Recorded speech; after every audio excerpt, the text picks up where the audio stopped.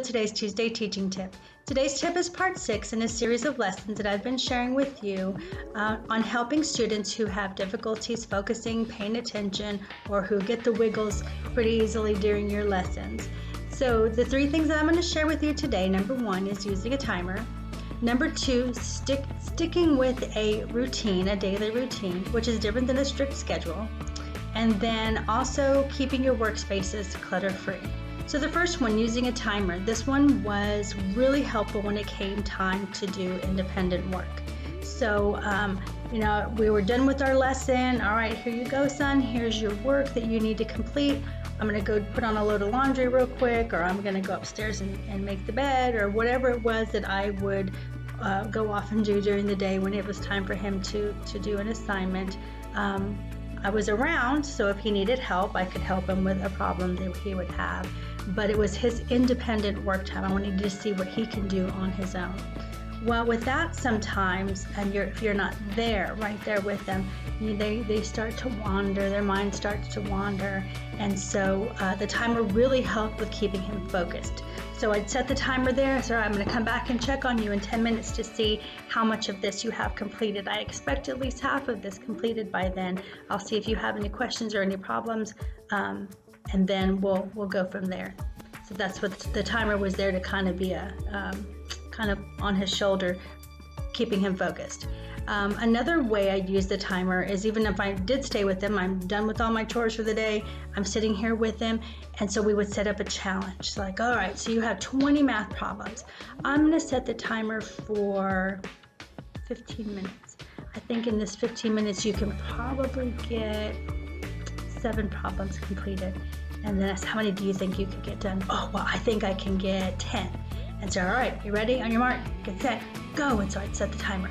And we knew that it wasn't just how many problems he could complete, how many correct problems he could complete in that amount of time. And so the timer was, again, that constant reminder of, I've got to stay focused on what I'm doing. And it helped him complete his work.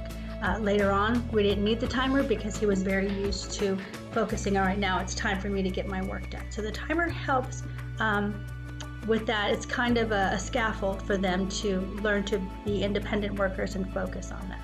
All right, if you need to keep using the timer forever, that's great, no worries, but it really helps with that.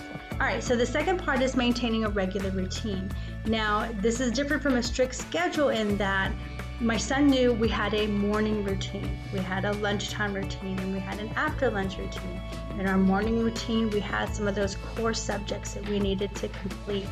And if we didn't get them completed, then it would eat into our lunchtime routine. Our lunchtime routine, we had an hour. It doesn't take us an hour to eat. So after that, after eating, we'd have time to play, do gardening, all kinds of different things, fun stuff. And so it helped, having that routine helped him stay focused in that morning part of the routine so that he'd have more time. It wouldn't eat into his lunch hour, so his fun time there.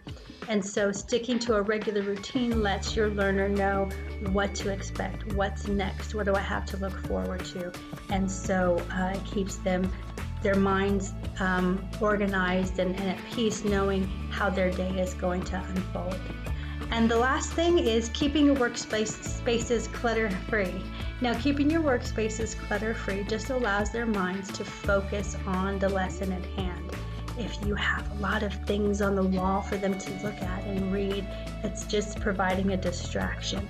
Sometimes putting music on is part of that, helping them focus and not be distracted.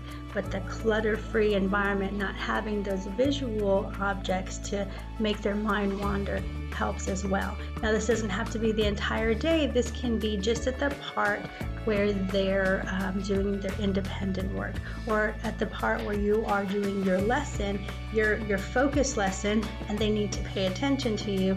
You don't want their minds wandering. And so definitely not having an open window for them to look out. Maybe they're facing a wall and while you're teaching and the wall's behind you. So that helps as well.